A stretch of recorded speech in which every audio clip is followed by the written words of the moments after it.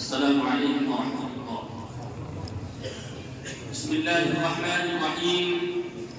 نحمد الله العلي العظيم ونصلي ونسلم على رسوله الكريم.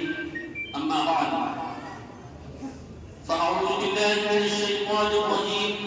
بسم الله الرحمن الرحيم. في بيوت أذن الله أن ترفع ويذكر فيها اسمه يسبح له فيها بالغدو والآصال رجال لا تأتيهم تجارة ولا بيع عن ذكر الله وإقام الصلاة وإيتاء الزكاة يخافون يوما تتقلب فيه القلوب والأبصار ليجزيهم الله أحسن ما عملوا ويزيدهم من فضله والله يرزق من يشاء بغير حساب. صدق الله العلي العظيم. آج کے اس مسجد عرب صاحب کے توسیعی پروگرام میں صلاۃ المغرب کی امامت جن کی ابتدا میں ہم نے کی شہر ٹونک کی عظیم المرتبہ اور عالی وقار شخصیت مفسر قرآن مسند حدیث حضرت مولانا مفتی حکیم حافظ و قاری مغنی محمد سعید صاحب دامت برکاتہم العالیہ، تمام ہی علماء کرام اور شہر کے مختلف علاقوں سے تشریف لائے ہوئے تمام معزز سامعین اور ہمارے مرحوم سعید صاحب رحمت اللہ علیہ کے فرزندان ارجمندان جن کی کوششوں سے محنتوں سے اللہ تبارک و تعالیٰ نے پرانی عرب صاحب کی مسجد کی توسیع کی سعادت عطا فرمائی. ہم جائزہ لیں، بہت کم ایسے لوگ ہوا کرتے ہیں جن کو اللہ کے گھروں کو آباد کرنے کی فکر ہوا کرتی ہے. آج ہر آدمی یہ سوچتا ہے کہ میرا گھر تعمیر ہو جائے، اس میں بلڈنگیں کے بلڈنگیں چڑھتی چلی جائیں اور ہر قسم کی آسائش اور سہولت اور فراوانی مجھے اور میرے اہل خانہ کو میسر ہو جائے. اللہ تبارک و تعالیٰ جن لوگوں سے محبت فرماتا ہے ان کو دین کی سمجھ عطا فرماتا ہے. حدیث میں اللہ کے پیارے حبیب سرور کائنات جناب محمد رسول اللہ صلی اللہ علیہ وسلم نے ارشاد فرمایا من یرید اللہ بہ خیرا یفقہہ فی الدین. اللہ جس سے بہتری کا ارادہ فرماتا ہے اس کو دین کی سمجھ عطا فرماتا ہے.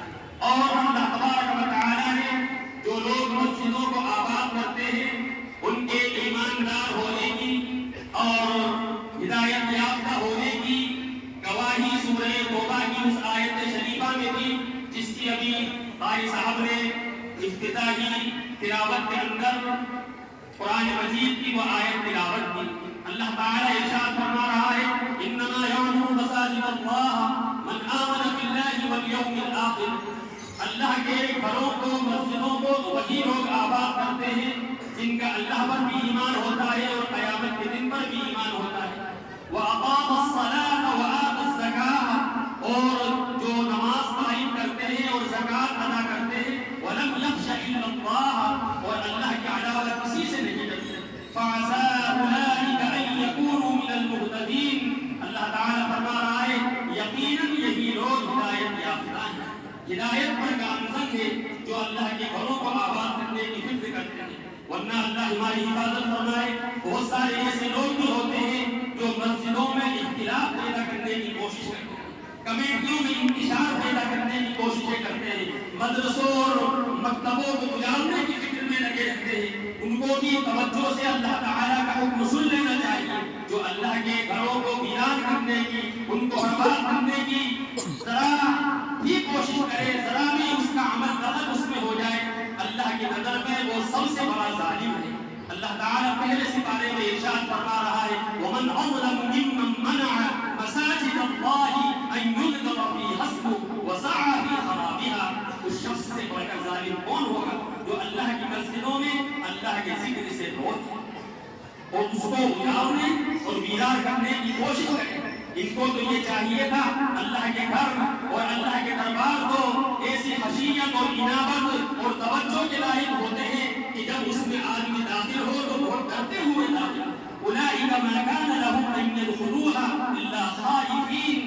تو مسجدوں میں ڈرتے ہوئے داخل ہونا چاہیے تھے.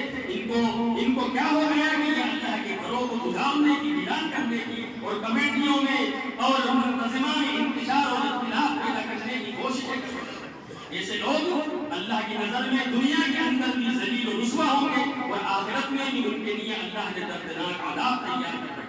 لہم فی الدنیا خزی، دنیا میں ان کے لیے رسوائی ہے، وَلَهُمْ فِي الْآخِرَةِ عَذَابٌ عَظِيمٌ، اور آخرت میں ان کے لیے دردناک عذاب ہے. اللہ تعالیٰ کسی بھی مسلمان کو مسجد کو ویران کرنے کے عذاب سے محفوظ ہے. اللہ تبارک و تعالیٰ یہ حکم دے رہا ہے کہ اللہ کے گھروں کو بلند کیا جائے، اللہ کے گھروں میں اللہ کا ذکر کیا جائے. فی بیوت اذن اللہ ان ترفع ویذکر فیہا اسمہ، کہ اللہ تعالیٰ مسجدوں کو آباد کرنے والوں کا ذکر فرما رہا ہے. یسبح لہ فیہا بالغدو والآصال، ان گھروں میں ایسے لوگ ہوتے ہیں جو صبح و شام اللہ کی تسبیح بیان کرتے ہیں. رجال، ایسے لوگ ہیں، ایسے اللہ والے ہیں، لا تلہیہم تجارۃ، نہ تو ان کو ولا بیع عن ذکر اللہ، تجارت اللہ کے ذکر سے غافل کرتی ہے، اور نہ خرید و فروخت ان کو اللہ کے ذکر سے دور کرتی ہے. وَإِقَامِ الصَّلَاةِ وَإِيتَاءِ الزَّكَاةِ، نماز کے قائم کرنے اور زکوٰۃ ادا کرنے سے کوئی بھی چیز مانے نہیں ہوئی. يَخَافُونَ يَوْمًا، وہ ایک ایسے دن سے ڈرتے ہیں تَتَقَلَّبُ فِيهِ الْقُلُوبُ وَالْأَبْصَارُ، جس دن نگاہیں بھی اور دل بھی پلٹ جائیں گے. وہ قیامت کا دن ہوگا جہاں اللہ تبارک و تعالی مسجدوں کو آباد کرنے والوں کے ایمان کی گواہی دے رہا ہے. وہاں اللہ تبارک و تعالی مسجدوں کو آباد کرنے والوں کے بارے میں فرما رہا ہے قیامت کے دن اللہ تبارک و تعالی ان کے اعمال کا ان کو پورا بدلہ عطا فرمائے. لیجزیہم اللہ احسن ما عملوا، تاکہ اللہ تعالی ان لوگوں نے جو نیک کام کیے ہیں اس کا پورا بدلہ عطا فرمائے. وَيَزِيدَهُم مِّن فَضْلِهِ، اور مزید اپنے فضل سے عنایت فرمائے. وَاللَّهُ يَرْزُقُ مَن يَشَاءُ بِغَيْرِ حِسَاب، اللہ جس کو چاہتا ہے بے حساب رزق عطا فرماتا. بہت سعادت کی بات ہے جن لوگوں نے دانے درہمے قدمے سخنے تعاون کیا، مسجد کی توسیع کی. یقیناً مساجد کی توسیع کی ضرورت ہے. ہم دیکھتے ہیں رمضان المبارک کے مقدس مہینے میں مغرب کی نماز میں ہر محلے میں اتنی کثیر نمازیوں کی تعداد ہوتی ہے کہ دروازے تک نماز ہوا کرتی ہے. اللہ تعالیٰ پورے سال ہمیں مسجدوں کو اسی طرح آباد کرنے کی توفیق عطا فرمائے. یہ مرحوم سعید صاحب رحمۃ اللہ علیہ کے فرزندان انجمندان نے اور بعض ایسے حضرات نے جنہوں نے بذات خود پیشکش کی کہ ہم بھی اپنا کچھ سرمایہ کچھ روپیہ اور مال اللہ کے گھر میں لگانا چاہتے ہیں. ان لوگوں نے بسر و جشن اس کو قبول کیا، اور جن لوگوں نے تعاون کیا یہ ان کے لیے صدقہ جاریہ ہے. قیامت تک انشاءاللہ جب تک اس مسجد میں نماز ہوتی رہے گی، اذان ہوتی رہے گی، تعلیم و تعلم کا سلسلہ جاری رہے گا، قیامت تک اللہ تبارک و تعالی سب کو اپنی شایع نشان اجر جزیل عطا فرمائے. اللہ کے خزانے میں کوئی کمی نہیں ہے. اللہ نیتوں کو دیکھتا ہے، ارادوں کو دیکھتا ہے. اور یہ بھی بہت مناسب ہے کہ اس وقت ہم حضرت مولانا محمد سعید صاحب دامت برکاتہم کی خدمات کو اپنی دلوں کے اندر زندہ کریں. حضرت کی خدمات 50 سالہ تفسیری سلسلہ جس میں آپ نے